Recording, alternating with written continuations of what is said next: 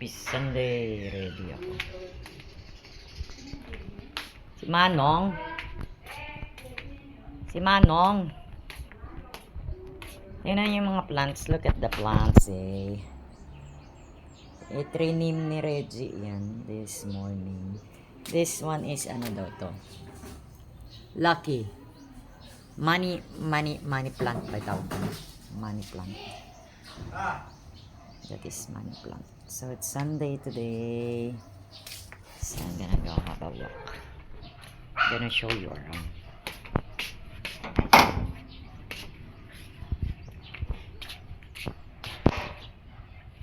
I'm gonna show you the ano. Tingnan niyo yung plants. Yung plants na inano ni Reggie. Yan. O, diba? Nice siya. Para siyang ano, para siyang gabi. Ano to? Galing yan sa kabila. Kasi ano, para siyang gabi, ano? Meron na kasing titira dyan sa kabilang bahay. I don't know if nabili na nila. Long time na ano, walang nakatira dyan sa house na yan. So that is for sale. Maybe somebody got it already. Kaya nilinis nila. May mga tanim pa naman si Reggie dito dati ng mga vegetables. Vegetables, mga kamote, kangkong, kamatis, tomato, kamatis. So Reggie, si Reggie ay nag-ano dito ng mini garden sana niya. But the thing is, tinanggal na. Tinanggal na nila. So wala na kaming gulay. Gulay na lang dito ito. This is the papaya. I'm gonna show you Gaga's grave. Ayan o. Hindi ko siya pinasimento. Ayan o. Hindi ko siya pinasimento guys. I was planning na ipasimento sana yung grave niya. Kasi pwede ko sana siyang lagyan ng name. Diba? Ayan siya o. So ginawa namin, nilagyan na lang namin ng halaman. Meron tumutubo dyan na malunggay. Malunggay is vegetable and then plants. Tinanim ni Reggie. Para at least meron kaming palatandaan na nandoon si Gaga ko. Diba? So ayan, tingnan nyo. Ganda. It's sunny. Ayan, so the cat. Neighbor's cat. Ayan, neighbor's cat. Ganito ang Philippines. Look at the Philippines. It's very sunny. Kasi malapit na tayo mag-summer. Actually, magsa-summer na. Summer na ang March. Diba? Tsaka mag-Holy Week. So, yan. Nag-iisip tayo ng ano. I was trying to call the ano, yung hospital kasi nga para makita ko sana yung result ng aking to the echo na ginawa ko nung ano. Mainit dito. Ginawa ko nung April 2 ba yun? Dito ako maingay naman kasi dito maingay minsan yung neighbor's dog. Yan. So yan, merong ano dito. Yan, mini storage room. Yes, so yun. Meron akong laboratory na ginawa nung April 2. And then I was waiting sa result niyan and then I'm gonna see my doctor. Again, my cardio doctor. Para basahin niya. So, let's go there.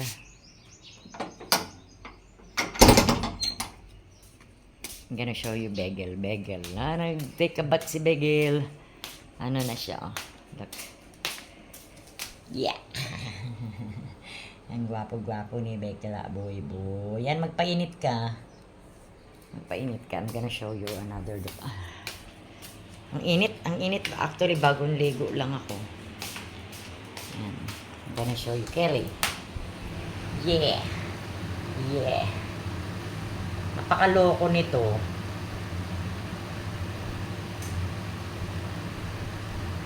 Asa na si Manong? Naglimpyo. Sasakyan. Maliligo ka? So, mami, papapa tayo dito. Inaway niya si Manong. Mababa ako, merong hagdan. Diyos ko po, biyan ako sa hagdan.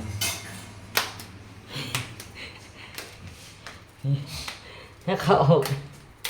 Naka-open ba rito? Nakasara, Reggie.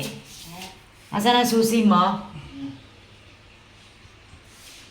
May sisilipin ako. Silipin. Isa si Manong. Undo, look at the ano oh. Yung cage ni Gagita. Param lang. So mamaya ka na. Maya na lang. Asan ba yun? Ano ka ba? Yari ka.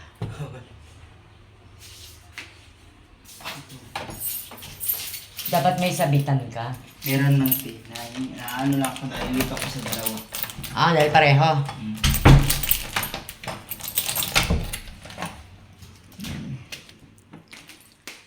Ay, naku. Bakit may cornmeal? Kanino yan?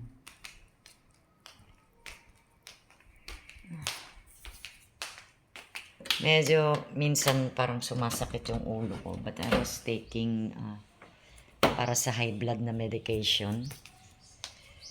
So yan, matagal tayong hindi hindi tayo nakapag-upload ng video. Tumutubo na yung white hair, oh. Tumutubo na yung white hair ko. Matagal tayong hindi nakapag-video.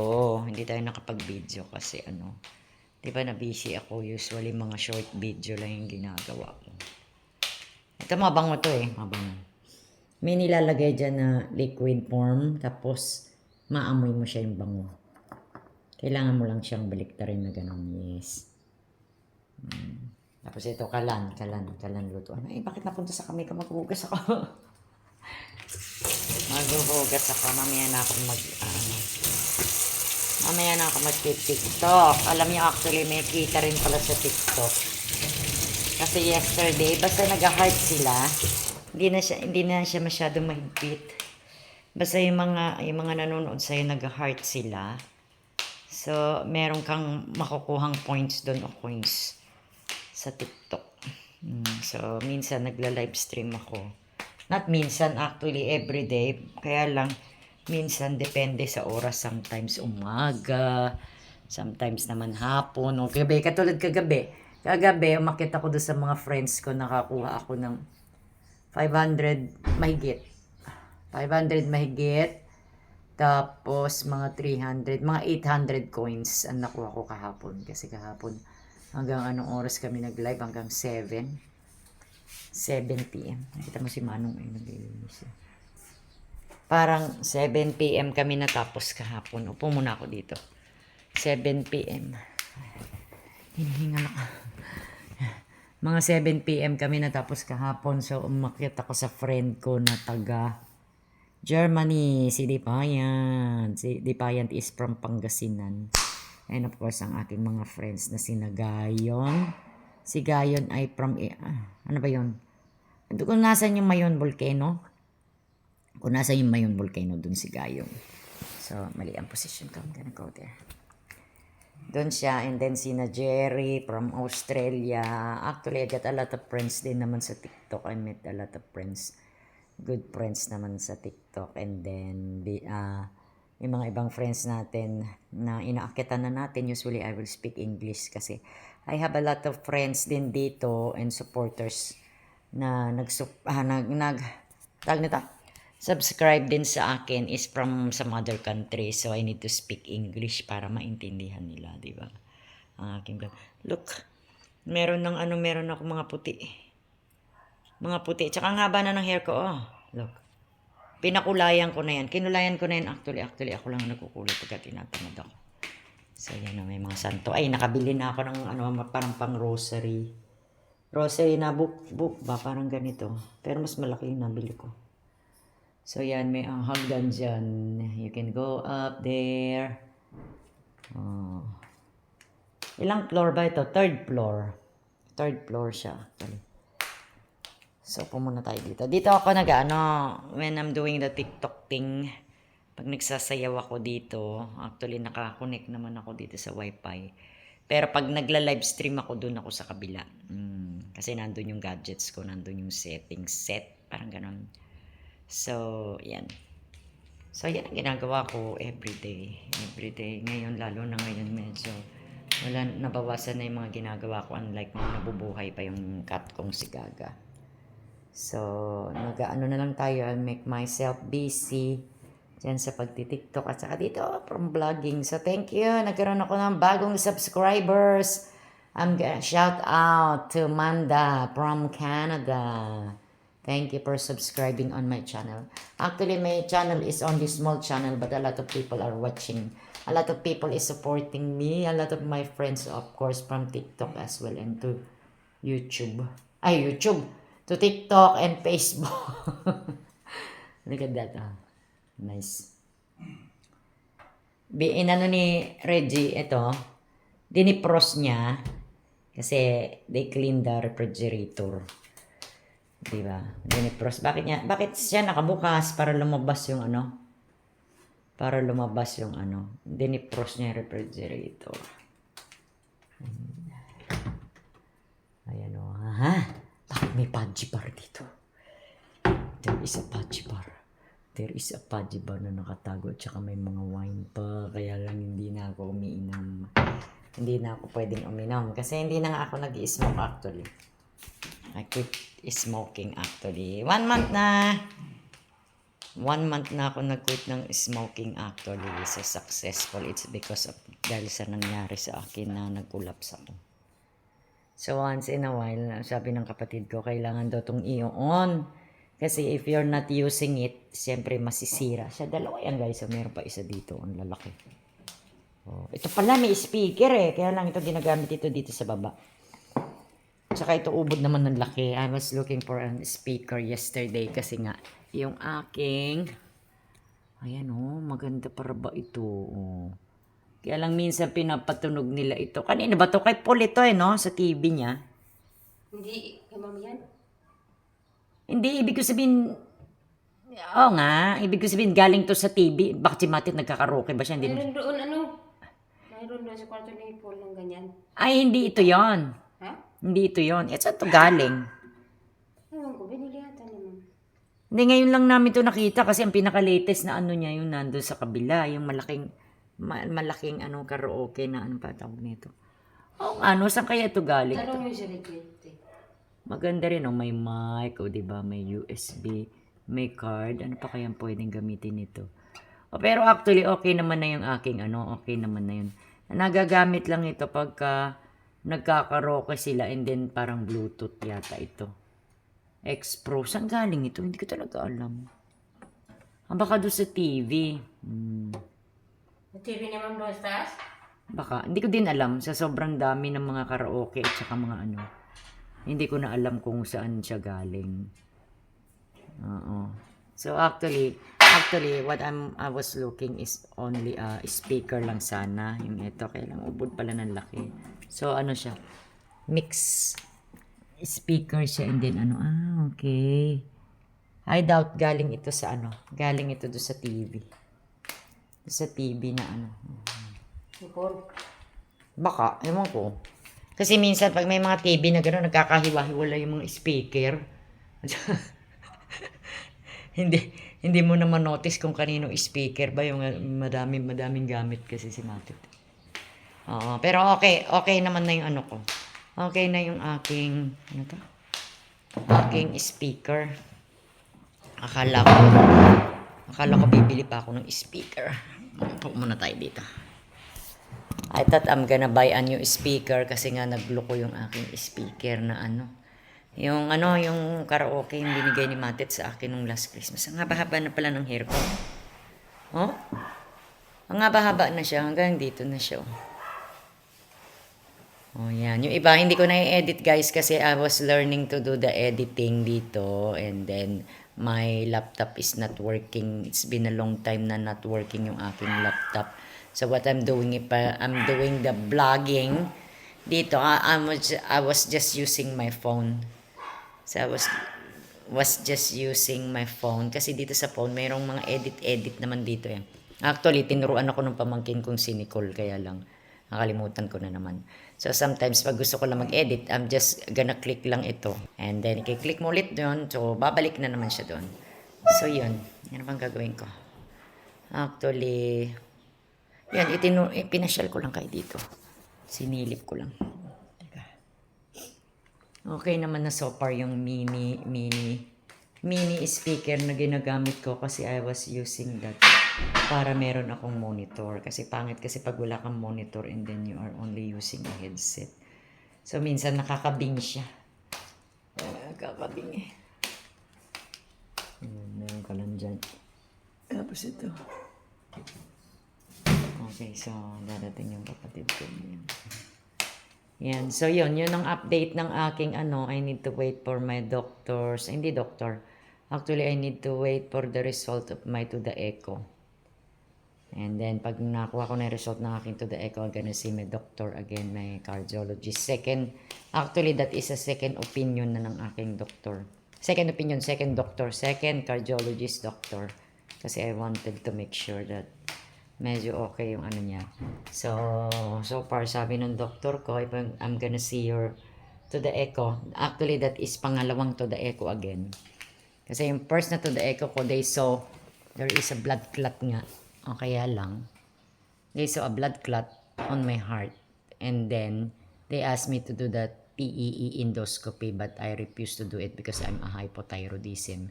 So, it's not okay with me yung anesthesia. Kasi hypo ko eh. So, pag nilagyan ka nila ng anesthesia, sometimes, nakakatakot. Pwede ka makumatos, di ba? Or hindi ka na magising. So, I refuse it. The TEE, endoscopy, actually, I paid it already last April 2. And then, when I was in the hospital, nag-refuse ako. Sabi ko, oh my God, bakit niyo ako sasaksakan anesthesia? Tapos, i-IV daw nila. I-IV means ilalagay nila sa dextrose. So, patutulogin ka. Then, I asked the nurse how long I am gonna be sleeping. Sabi nila, hindi nila alam ko. Sometimes yung iba daw 1 hour, iba daw 2 hours, ganyan. Siyempre, I'm with my mom. Kasama ko yung mama ko sa hospital. Mahirap naman kung makakatulog ka doon. Tapos hindi mo alam kung anong oras ka magigising. So, parang natakot ako. Ginawa ko, nirefuse ko. So, yan. I-continue ko yung aking pagbablog. Medyo na kasi ako, nag-sneeze ako. Kaya pinutol ko muna yung aking vlog. So, yan. I'm gonna update you guys as long as makukuha ka na yung result ng aking to the echo. So, probably Monday this coming week. I'm gonna see my cardiologist doctor again. And then, my doctor will decide if my result of my to the echo is good. So, maybe i-continue ko lang yung medication ko. My doctor put me on medication. I got 3 medications para sa high blood, para sa blood thinner, and then para sa mataas na cholesterol. So, sana okay lahat yung mga result nun. Kasi kung hindi, I need to go to Manila or Cebu for the MRI because I need to do the MRI, my doctor told me, because I refused the PEE, diba? So I need to do the MRI so that they can see which part ng heart mo yung naapektuhan ng blood clot. So they need to see that. Kaya lang, Diyos ko, MRI is so expensive. Did you know how much? Ichinek ko how much is it? Sabi ko, kung yung TEE, yung endoscopy, cost 15,000 peso. So, isinerch ko na online how much is it, the MRI. Oh my goodness, 12,000 peso up to 32,000 peso. But it's okay. It's okay kung talagang kailangan. Ganun talaga, we don't have any other choice if the doctor require us to do that. Nagawin natin yung MRI because I refuse the TEE nga. Diba yung TEE kasi is endoscopy, which is not okay. That procedure is not okay with me and very risky because I'm a hypothyroidism. So I rather choose the MRI. The one who told me that is the nurse doon sa hospital. So sabi niya, why don't you try the MRI? Kasi the same din yun, at least yung MRI. They will not put you on sleep, diba? So, yun na lang ang gagawin ko, diba? So anyway, thank you guys. I'm gonna end this video. And then I will try to upload ulit maybe bukas pag lumabas kami or maybe later on. So thank you for watching my video. So once again, this is Brit Pinay, province life of Brit Pinay in the Philippines. So province of the Philippines, province of Cagayan de Oro. So thank you sa mga ating subscribers, sa mga new subscribers, sa lahat na nag-follow sa akin, sa mga friends ko dyan all over the world. So from the UK, from Canada, from America, and all to all of my friends from Indonesia, and of course sa Philippines. So thank you. See you later, guys. See you later. Bye-bye.